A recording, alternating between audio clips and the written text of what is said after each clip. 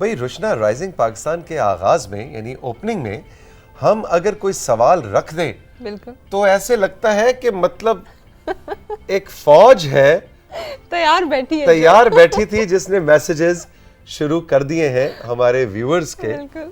ऐसे मैसेजेस मतलब इतने, लेकिन ज्यादातर का जवाब गलत रहा लेकिन चंद का जवाब दुरुस्त भी रहा।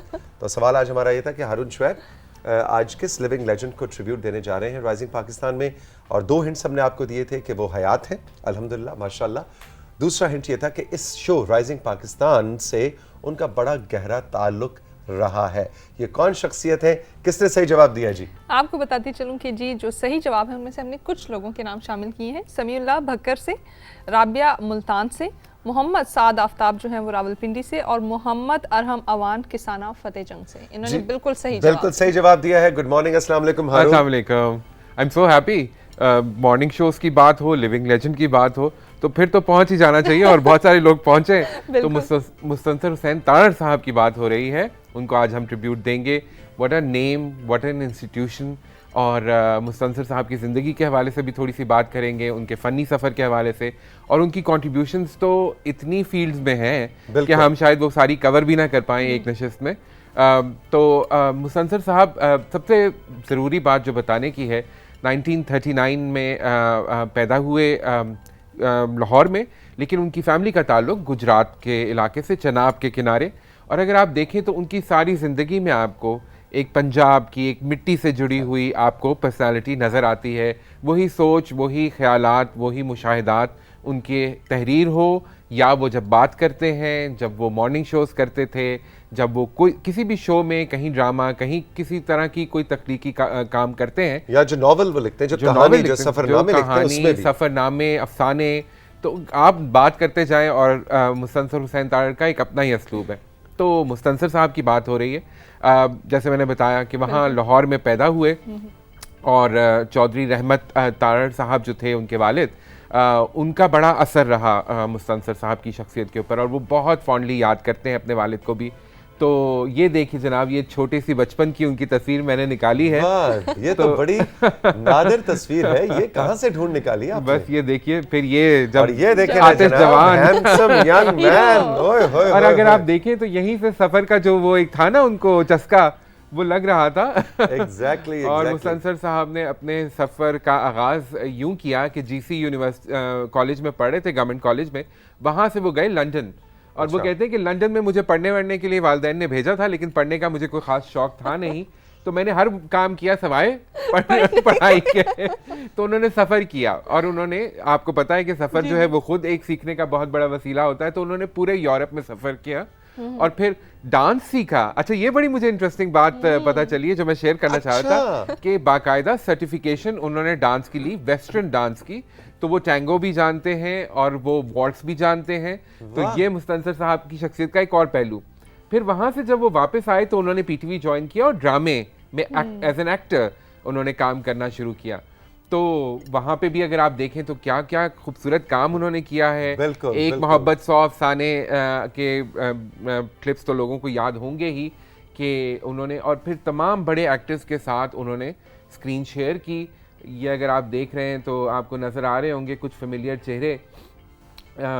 ये देखिए समीना अहमद साहिबा हैं उनके साथ, बिल्कुल ये भी एक ड्रामे की लाहौर मरकज़ से लाइव शोज़ भी उन्होंने किए उस वक्त, लाइव ड्रामे, और फिर रिकॉर्डेड ड्रामे भी करते हैं बिंदिया के साथ। और यावर हयात साहब मेरे ख्याल में बैठे हुए हैं, तो ये भी किसी ड्रामे की शूटिंग हो रही है। और फिर उन्होंने ड्रामे कलर टेलीविज़न के आने तक वो करते रहे।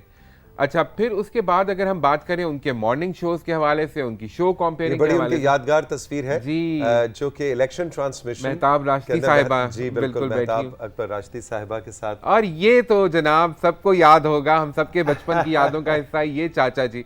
लेकिन इससे पहले अगर हम उनके जो एज अ होस्ट जो उनका करियर है उस पर बात करने से पहले अगर हम एक ड्रामे का क्लिप देखते हैं, ताकि वो भी कुछ लोगों को याद जी बिल्कुल। तो कंट्रोल रूम से हम कहेंगे कि ये तस्वीर का सिलसिला तो चलता ही रहेगा, लेकिन मुस्तंसर हुसैन तारड़ साहब as an actor, living legend. Allah ताला उन्हें सेहत दे और आमीन, आमीन। उनकी शफकत जो है हमारे सरों पर हमारे सरों पे कायम रहे। उनका जनाब एक वीडियो का क्लिप है, यानी ड्रामे के अंदर एक्टिंग का क्लिप है, जो हम इस वक्त आपको दिखाने जा रहे हैं। गॉड से कबू, आप ऐसे ना किया करें। कैसे ना किया करें? ये दूध लाना और इस तरह से लाना, घर में 4 मुलाजिम हैं। ये मेरा प्रिविलेज है यार, मेरी खुशी है। और आपको पता है मुझे से कितनी तकलीफ होती, और तुम्हें पता है कि तुम्हें तकलीफ पहुंचाकर मुझे कितनी राहत मिलती। सर आप जैसा तकलीफ दे बाप इस मुल्क में और कोई नहीं होगा। सुनने में एक और भी आया, लेकिन वो सरगोदे में रहता है, कभी मुलाकात का इत्तेफाक नहीं हुआ। हाँ, मिलने को दिल जरूर चाहता उससे। सर आप बड़े ही संगदिल हैं। हर खुदगर्ज आदमी संगदिल होता। आपको क्या खुदगर्जी है भला? ये मेरी इन्वेस्टमेंट है यार। तुम्हारी खिदमत करूंगा तो बुढ़ापे में फल पाऊंगा। तुमसे खिदमत लूंगा, तुम्हारी बीवी से खिदमत लूंगा, अपने पोतों से पाँव धुलवाया करूंगा। और जब सुबह 10 बजे तुम्हारी बीवी मेरी स्टडी में यखनी की प्याली लेकर आया करेगी तो कहूंगा, इसमें से बेसांद आती है उजाला, प्याज सुर्ख नहीं किया था। कौन अबू?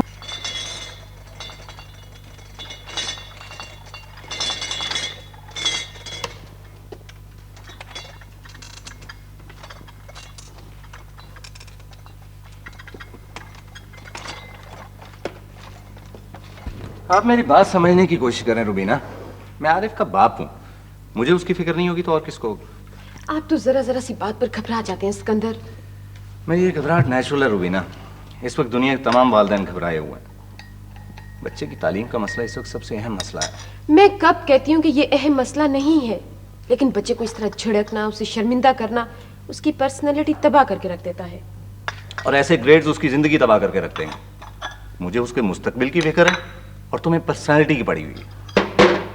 वाह भाई वाह, बड़ा खूबसूरत ड्रम बज रहा था। दूर सड़क तक इसकी आवाज आ रही थी। मैंने सोचा हो ना हो ये तो अपने आरिफ बेटे का हाथ लगता है। इधर आओ मेरे पास, देखो मैं तुम्हारे लिए क्या लाया। शाबाश, ड्रम रख दो वहाँ, इधर बैठ जाओ। तुम्हारे लिए कितनी अच्छी अच्छी किताबें लाया हूँ। ये जनाब कामयाब लोगों की जिंदगी के किस्से, बड़े आदमियों की कहानियाँ, ऐसे लोग जो मेहनत करते करते शोहरत और नामवरी के मीनारों पर चढ़ गए, जिन्होंने रातें जाग जाग कर अपनी जिंदगियां बनाई। बेटे तुमने इनके ये नाम सुन रखे? सबके तो नहीं सुने अबू, लेकिन कुछ के सुने। बेटे मेरी ख्वाहिश है कि जिंदगी के मैदान में तुम इतना नाम बनाओ, इतनी शोहरत पाओ कि इन सब लोगों की कहानियां तुम्हारे सामने मान पड़ जाए। किस कदर नेचुरल। एग्जैक्टली, मैं भी यही सोच रही थी। थोड़ी देर के लिए मुझे लगा कि शायद उन्हीं के अपने घर में कैमरास फिक्स किए गए हैं और वहीं से। और देखिए कितना दिलचस्प तजुर्बा है मुस्तंसर साहब को किरदार निगारी करते हुए देखना, क्योंकि हम हमेशा टेलीविजन पर जब बैठते हैं तो कैमरे से डायरेक्ट बात कर रहे होते हैं। तो बहुत से लोगों ने जिनको नहीं मालूम था कि वो एक्टिंग भी करते रहे हैं, तो उनके लिए ये एक बड़ा अच्छा सरप्राइज था जो पीटीवी के आर्काइव से हमने निकाल के आज जमा किया हुआ था। तो आप बिल्कुल सही कह रही हैं कि वो इसी तरह की गुफ्तगू करते हैं और इसी तरह अपने किरदार भी निभाते थे। उनके लिटरेचर में भी यही झलक नज़र आती है, जैसे अपने ही घर में बैठे अपने ही ख़ानदान वालों के साथ बातचीत हो रही है, या अपने से छोटे को नसीहत हो रही है, या अपने से बड़े से कुछ सीखने की कोशिश है। अच्छा हारून, ये बतलाइए कि तारड़ साहब का वही बात आप वली के खासा उनका कंपेयरिंग भी, अदाकारी भी, ड्रामा निगारी भी, नावल निगारी भी, लेकिन वो चीज़ जिसने उनको बहुत छूता किया उस दौर में वो उनके सफ़रनामे थे। बिल्कुल। और सफ़रनामा पहले से भी लिखा जा रहा था, लेकिन उन्होंने एक ख़ास अंदाज दिया, बिल्कुल ऐसे जैसे आप कुछ देख रहे हैं, पढ़ नहीं रहे। इसके बारे में हमें कुछ बताइए। अच्छा तौफीक, बड़ा इंटरेस्टिंग एक मैं इंटरव्यू देख रहा था मुस्तंसर साहब का, जिसमें वो कहते हैं कि मैं जब छोटा था तो मैं अक्सर एक कीड़ा पकड़ लेता था और मैं पूरी दोपहर सिर्फ उस कीड़े को देखता रहता था कि वो क्या कर रहा है। वो मेरे हाथ पे फिरता रहता था और मैं उसको देखता रहता था। मुशाहिदा जो है ना, ये मुशाहिदा भी कि आपने हर बात पे एकदम से रिएक्ट नहीं कर देना। ये आजकल हमारा एक चलन बन गया है कि हम फौरन रिएक्ट करते हैं, हम फौरन जो है वो इम्पेशेंट हैं, हम फौरन रिजल्ट्स चाहते हैं, हम ऑब्जर्व नहीं करते, हम कुछ भी जो है वो समेटना नहीं चाहते, कुछ मुशाहिदा, कुछ मुताला, कुछ अपने अंदर उतारते नहीं, कुछ अपने अंदर उतारते नहीं। हम सिर्फ अपना आप जाहिर करने के लिए हम बेचैन रहते हैं कि जी हमने बता देना है, हमारे पास जवाब है। भाई आप ज़रा इधर उधर देखिए, आपके इर्द गिर्द बहुत से जवाब आपको मिल जाएंगे। तो वो जो था ना, वो आई थिंक वो जो क्वालिटी थी उसने मुस्तंसर साहब को लेकर गई वो टुवर्ड्स सफ़रनामा निगारी की तरफ। और ये सिंस ज़ाहिर है जिस तरह आपने कहा बहुत पुरानी 1847 से वो यूसुफ कंबल पोश का एक सफ़रनामा था अजायब फ़रंग। तो वो वेस्ट में, वो यूरोप में पूरा ट्रैवल करके, तो वहाँ से इसी तरह मुस्तंसर साहब भी अपने सारे सफ़र, जब स्टूडेंट थे तो उनको मॉस्को जाने का मौका मिला और वहाँ पे उन्होंने लंदन से मॉस्को एक किताब लिखी। वो 3 अक़सात का एक सफ़रनामा था जो एक अखबार में छपा, और एक किताब लिखी जिसका नाम था फाख्ता। तो वो फिर वहाँ से जो मॉस्को के साथ और सफ़र के साथ उनका एक ताल्लुक बना, तो फिर वो उन्होंने पूरा अपना यूरोप का ट्रैवल, उंदलस में अजनबी, निकले तेरी तलाश में, फिर इस तरह के बहुत से, और फिर हमारे नॉर्दर्न एरियाज को, और फिर नॉर्दर्न एरियाज की किया है। अच्छा, मैंने तो डिस्कवर ही नॉर्दर्न एरियाज मुस्तंसर हुसैन तारड़ साहब के कदमों के निशान चुनते चुनते इस तरह किया। तो वो चाहे हुंजा हो, चाहे स्कर्दू हो, चाहे चित्राल हो, आपको उनकी एक से एक किताब मिलेगी। तकरीबन 30 सफ़रनामे, 30 से ज़ायद सफ़रनामे उन्होंने लिखे। और आपकी तरह बहुत से लोग ये कहते हैं कि हमें नॉर्दर्न एरियाज देखने का शौक पहले हमने पढ़ा है जी जी, और फिर हमने बैकपैक किया। और वो पढ़ते हैं, जिस तरह आप कह रहे थे कि वो ऐसी मंजर कशी कर देते हैं अपने अल्फाज से कि आप कहते हैं यार इस जगह तो जाना ही है। ये क्या जादुई मंजर उन्होंने खींचा है। ऐसे ही होता है कि कुछ बुक्स आप पढ़ रहे होते हैं और आपको लगता है कि बस वहीं पे, जैसे मैं कभी कभी स्टोरीज पढ़ती हूँ तो मुझे लगता है कि मैं उसी जगह पे जो है ना वो रह रही हूँ, सब कुछ वहीं का हो रहा है। और फिर वो बहुत सी ऐसी जगह जहाँ हम नहीं भी जा सकते। ये लाहौर आवारगी जो है, बिल्कुल किताब, बहुत खूबसूरत किताब। जो लोग लाहौर की हिस्ट्री जानना चाहते हैं, इनर लाहौर, कितनी किताबें, उनके अफसाने, इसी तरह नॉवेल्स बहुत खूबसूरत। बल्कि डॉक्टर गोपी चंद नारंग का एक मैं उस दिन पढ़ रहा था, उन्होंने कहा जी उर्दू जो लिटरेचर है उसमें 3 हुसैन हैं जो कि मेरे दिल के बहुत करीब है। इंतज़ार हुसैन, अब्दुल्ला हुसैन और मुस्तंसर हुसैन तारड़। बिल्कुल, ये उनको जी 1991 में उनको मिला सिदारा इम्तियाज जी, तमगा इम्तियाज़। और फिर उसके बाद आई थिंक 2007 में उनको सितारा इम्तियाज़ भी मिला। तो लिखने पढ़ने का शौक वहीं से लिख रहे हैं। एक वीडियो का क्लिप और भी कंट्रोल रूम कैराची है हमारे पास, मॉर्निंग ट्रांसमिशन के, अभी बात करेंगे उसकी भी, पहले क्लिप देखते हैं। एग्जैक्टली। आइए जनाब तारड़ साहब को इन एक्शन देखते हैं। इसे सुना मौसम का हाल मुझसे सुन लीजिए, और ये भी महकमा मौसमियात वालों ने हमें भेजा है, और उनकी इत्तला के मुताबिक आइंदा 24 घंटों में मालाकंड डिवीजन और कश्मीर में कहीं कहीं हल्की बारिश की तवक्को है। जी हाँ, जबकि मुल्क के बाकी हिस्सों में मौसम खुश्क रहेगा। सुबह 5 बजे जो रिकॉर्ड किए गए हैं दर्जा हरारत, उनकी तफसील कुछ यूँ है कि Islamabad 8 centigrade, Lahore 15 centigrade, Karachi 21 centigrade, Peshawar 13 centigrade और क्वेटा 6 सेंटीग्रेड। तो जनाब ये था मौसम का हाल। अब कुछ हाल अपने हम सुनाना चाहते हैं, और हाल ये है कि एक प्रोग्राम हम आपकी खिदमत में पेश किया करते थे और पेश करते रहते हैं। बुनियादी तौर पे प्रोग्राम बच्चों का है, लेकिन मुझ जैसे लोग भी उसको बहुत शौक़ से देखते हैं। हम आपको उसकी कुछ झलकियाँ दिखाएंगे और आप जानेंगे कि ये कौन सा प्रोग्राम था। चुनांचे ज़ैदी साहब से दरख्वास्त है कि इस प्रोग्राम की झलकियाँ दिखा दें। एक बच्चा मेरी गोद में भी आ सकता है। नहीं भाई, मैं तो मरकज़ में बैठूंगा, मरकज़ी मेज़बान। इधर आ जाओ, इधर आ जाएं आप। जी बेटे आप इधर आ जाएं, ये छोटू मियाँ मेरी गोद में आसानी से बैठ जाएंगे, बल्कि जगह भी होगी। इधर आ जाएं आप, मेरी गोद में बैठ जी। हाँ जी, फोटो आ रही है इधर? हाँ आ रही है, सब बच्चों की फोटो आ रही है, काफ़ी आ रही है। अच्छा बेटे, आपसे जो सवाल जवाब करने हैं, पहले तो वैसे ही हम आपसे पूछते हैं कि जब ये शूटिंग हो रही होती थी तो उसमें कोई मज़ेदार वाक़या हुआ था? मतलब आंटी अनीला ने थप्पड़ मार दिया किसी को, या जुकाम हो गया इनको और छींके मार रही, कुछ ऐसी बात कोई हुई? तो हमेशा ही होता रहता है। हाँ, हमेशा थप्पड़ पड़ते हैं। जी चाचा जी। अरे वाह, जग चाचा जी जिसको कहते हैं ना, कि वो सबके लिए चाचा जी थे। और हम सब ने स्कूल जाने से पहले वो कार्टून देखा है। रुशना आप बताइए, आपको किसी की कोई झलक, कोई थोड़ी सी इंस्पिरेशन कहीं नजर आ रही है ना अपने आसपास?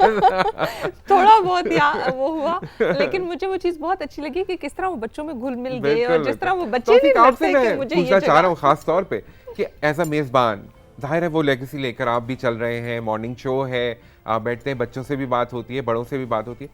आपके अंदाज पे, आपके the way you conduct a programme, उसके ऊपर क्या असर रहा है मुस्तनसुर हुसैन तारड़ साहब का? बहुत अच्छा सवाल है। और देखिए, कॉन्शियसली और अनकॉन्शियसली ये वो शख्सियात हैं, ये वो नाम हैं, ये वो चेहरे हैं, ये वो अंदाज़े बयां हैं जो चाहते ना चाहते भी आप पे इम्पैक्ट छोड़ रहा होता है। सिर्फ एक मेज़बान की हैसियत से नहीं हारून, मैं तो कहूँगा कि हमारी नस्ल के तमाम लोग जो बाद में कोई जाके बैंकर बना, कोई प्रोफेसर बना, कोई फ़ौज में चला गया, कोई डॉक्टर बना, किसी ने टैक्सी चलाई, जो भी आप दुनिया में काम करते हैं, तारड़ साहब जैसे अहबाब वो होते हैं, शख्सियात वो होती हैं जिनका अंदाज़े बयां आप पे इम्पैक्ट डाल रहा होता है, आपको नहीं मालूम होता है। इसीलिए कहा जाता है कि जो टेलीविज़न की स्क्रीन है वो थर्ड पेरेंट है, यानी वो माँ बाप के बाद अगर कोई तीसरा वालिदैन में से के बाद ये टीवी की स्क्रीन आपकी तरबियत कर रही होती है, तालीम के साथ साथ तरबियत दे रही होती है। इसलिए बहुत बड़ा रिस्पॉन्सिबिलिटी का काम है ये। जिस तरह मुस्तनसर साहब की शख्सियत है, ये तो हमारे लिए एक इंस्टीट्यूशन है, हमारे मुल्क के लिए, हमारी कौम के लिए, क्योंकि इनसे आप सीखते हैं, ये आपको सिखाते हैं एक मुशफ़क़ बुजुर्ग की तरह, अपने साथी की तरह, क्योंकि वो समझते हैं आपके मसाइल, वो समझते हैं आपके इशूज़ और उनका हल भी बताते हैं। तो वो छोटी सी बात हुआ करती थी आखिर में, और टून टून कार्टून होता था। देखिए, ये रिवायत बच्चों से बात की रिवायत और टून टून कार्टून की रिवायत आज भी राइजिंग पाकिस्तान और पीटीवी लेकर चल रहा है। और ये बात होती है एक अच्छे बड़े आइडिया की कि तारड़ साहब ने तब से वो जब एक फॉर्मेट दिया था, उसकी एक मॉडर्न फॉर्म हम लेकर आते हैं, लेकिन चीज़ वही है। एग्जैक्टली। अरुण, बहुत बहुत शुक्रिया, थैंक यू वेरी मच।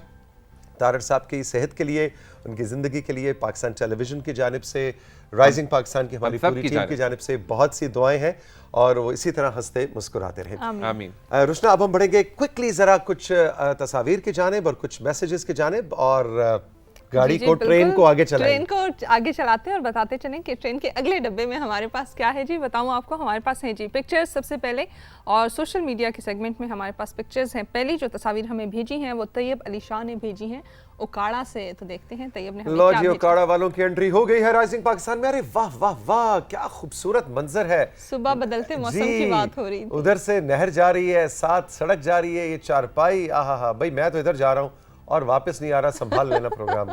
ये देखो क्या खूबसूरत पंजाब के रंग है ना जी, गंदम के खेत बिल्कुल खूबसूरत, गंदम तैयार, फसल तैयार, वाह जी वाह। अच्छा, मेरा बचपन उकाड़ा में गुजरे तो थोड़ी बहुत मेमोरीज रिकॉल। तो ये मैंने नर्सरी प्रेप वहाँ पढ़ी है, तो थोड़ी थोड़ी चीजें रिकॉल होगी, कच्ची पक्की पढ़ी होगी। अगली तस्वीर हमें भेजी है जी साइमा रूफ ने, लेकिन जगह का नाम नहीं बताया, तो वो जरूर मेंशन किया करें जी। साइमा, जगह का नाम जरूर मेंशन किया करें। और इतना खूबसूरत दरख्त, अरे वाह, और छप्पड़ इसको कहते हैं, सही इसमें भैंसें नहा रही हैं, ऊपर दरख्त है। बस मैं तो जा रहा हूँ, बरगद का दरख्त होगा गालिबन, ये दूर से भी हो सकता है, बरगद लग रहा था वैसे, लेकिन बहुत खूबसूरत साइमा आपकी तस्वीर है। लेकिन ये पंजाब था, सिंध था, ये कौन सा इलाका था? आप जगह का नाम जरूर बतलाया कीजिए। अगली जो हमारे पास तस्वीर है, ना तो नाम है ना शहर का नाम है, उन्होंने कहा सरप्राइज दिया। हाँ जी, उन्होंने कहा आप खुद ही गेस करें मैं कौन हूँ। हो सकता है तस्वीरों में कोई इशारे मिले शायद। अरे वाह, तस्वीरों में इशारा तो ये है कि है तो हमारा नॉर्थ, बिल्कुल ठीक है ना जी। सूरज तो एक ही है पूरी कायनात का, नहीं वैसे और भी सूरज है, अभी तो कायनात की डिस्कवरी हो रही है, हमारी दुनिया का सूरज है। ये दरख्त भी बहुत खूबसूरत है, और ये पुल तो बिल्कुल नॉर्दर्न एरियाज वाला पुल है। तो भाई जगह हम पहचान नहीं पा रहे, किसी ग्लेशियर का दामन लग रहा है। और हमारे जो कंट्रोल रूम में हमारे जो प्रोड्यूसर पैनल पे हैं राशिद, वो कुछ गेस करें जी। राशिद, कौन सी जगह कह रहे हो? कह रहे नांगा पर्वत का बेस कैंप वाला माहौल है। तो भाई अब इतनी क्यों आप हमसे पहेलियां बुझवा रहे हैं, अपना नाम भी बता देते और जगह का नाम भी। बहरहाल बहुत बहुत शुक्रिया प्रोग्राम में आप शामिल हो। जी बिल्कुल। अगली तस्वीर हमारे पास है जी भक्कर से, और शहजाद इकबाल ने हमें कुछ भेजा है, देखते हैं। लो जी, भक्कर वालों की एंट्री होगी। वाह वाह वाह, ये इतना उदास सा अकेला सा फूल, यार एक फूल और इसको दे देते, मतलब इतने पत्तों में एक फूल। अरे वाह, तंदूर में रोटियां लग रही हैं गर्मा गर्म। मैं जा रहा हूँ भाई, संभाल लेना, संभाल लेना, मैं जा रहा हूँ। जा रहे हैं आप। वाह जी वाह। और ये गर्म गर्म रोटियों के साथ आपने खाया क्या था, उसकी तस्वीर भी होनी चाहिए थी।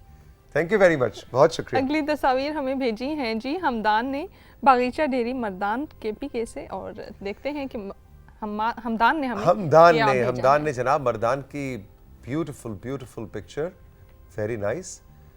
ये कौन सा कोई नदी है, नाला है, आबशार है? थोड़े से तफसील, मैं अक्सर कहता हूँ रुशना के थोड़ी सी तफसील बताया करें कि जी हमारा इलाका है, ये फलाना हमारा गांव है, इसमें ये आबशार है, इसका ये नाम है। या अगर हम कहीं सफर पे गए थे, हाँ, हम आज सफरनामों की बात कर रहे थे, हाँ, तो कहीं सफर पे गए थे तो वहाँ की तस्वीर है, तो थोड़ी सी डिटेल हमें जरूर बताएं। बिल्कुल डिटेल्स दें। और इसके बाद हमारे पास है जी प्यारे प्यारे पैगामात, उनको भी शामिल करते हैं, बताती चलूं जी। पहला मैसेज हमारे पास है जी पाकपतन से फरा अलवी का, कहती हैं खुशबख्त ने बहुत ज़बरदस्त तज्जिया पेश किया। हमारे गांव में भी सब्जियों की काश्त खुद से की जाती है। जहाँ गांव वालों को सब्जी फराहम की जाती है, वहाँ मंडियों में ताज़ा सब्जियों की सप्लाई भी की जाती है। जी बिल्कुल खुशबख्त। कल हमारी छोटी सी प्यारी सी नन्ही सी दोस्त आई और उन्होंने किचन गार्डनिंग के बारे में हमें इतनी ज़बरदस्त रिसर्च दी कि हर कोई खुश हो गया। और हमारे कैमरा क्रू में से भी कल एक साहब कह रहे थे, मुझे याद नहीं शहबाज या कौन, नहीं शहबाज नहीं था, फादी तुम थे मेरे ख्याल, है ना? हाँ, फादी कह रहा था कि जी मैं भी अब गमलों के अंदर जाके पुदीना और टमाटर जो है उनको उगाऊंगा, ताज़ा ताज़ा सब्जी। वाह बिल्कुल। इसके बाद अगला मैसेज है जी हमारे पास अंदलीब का, पिंडी भटिया से, कहती हैं सुबह बखैर, पिछले 1 साल से मैं पैगाम भेज रही हूँ। इनका थोड़ा शिकवा है वैसे जी लेकिन रोज़ाना इंतज़ार करने के बावजूद मेरा पैगाम सोशल मीडिया सेगमेंट का हिस्सा नहीं बन सका। फिर तौसीक सर मैंने एक तरकीब आजमाई। अच्छा क्या? कि सुबह सुबह अगर पैगाम भेजा जाए तो हमारा नाम भी उन खुशकिस्मत लोगों में शामिल हो सकता है जिनका नाम रोज़ाना की बुनियाद पर राइजिंग पाकिस्तान का हिस्सा बनता है। आगे नाम भी बताया उन्होंने, देखिए किनली ऑब्जर्व किया उन्होंने सब कुछ, जैसे नफीस कराची से और फरावी पाकपतन से। बिल्कुल आपने सही पकड़ा अंदलीब। बिल्कुल। और कहती है अगर मेरा पैगाम प्रोग्राम में शामिल कर लें तो मुझे बड़ी हैरत होगी। अंदलीब आपका पैगाम प्रोग्राम में शामिल हुआ और आपने बिल्कुल सही पकड़ा है। नफीस साहब कराची से, खैर कराची में बहुत से हमारे व्यूअर्स हैं जो मैसेजेस भेजते हैं, लेकिन नफीस साहब सरे फहरिस्त हैं और फरा पाकपतन से ये सरे फहरिस्त हैं, इनसे ज्यादा मैसेजेस कोई नहीं देता। Andleeb thank you very much, खुश रहिए, जीती रहिए। हारून शोएब आपका बहुत बहुत शुक्रिया। रुशना अब बढ़ेंगे एक ब्रेक की जानिब और ब्रेक के बाद साथी जब वापस आएंगे तो प्रोग्राम के आगाज में मैं तारुफ में आपको बता रहा था कि one of my favourite regular guests doctor Nasir Mahmood, जो कि एक्टिंग वाइस चांसलर हैं अल्लामा इकबाल ओपन यूनिवर्सिटी के, वो आज हमारा साथ देंगे। और आज बहुत ही एक इंटरेस्टिंग टॉपिक है जिस पे वो बात करना चाह रहे हैं, और वो ये है कि जो पुरतशद्दुद रवैये हैं माशरे में, ख़ास तौर पे नौजवानों में, इनको हम कैसे दूर कर सकते हैं और इसमें दरसगाहें, असातिज़ा और खुद तलबा और तालिबात कैसे कंट्रीब्यूट कर सकते हैं। इस हवाले से बात होने जा रही है डॉक्टर साहब से। रहिए हमारे साथ, मिलते हैं एक छोटे से ब्रेक के बाद।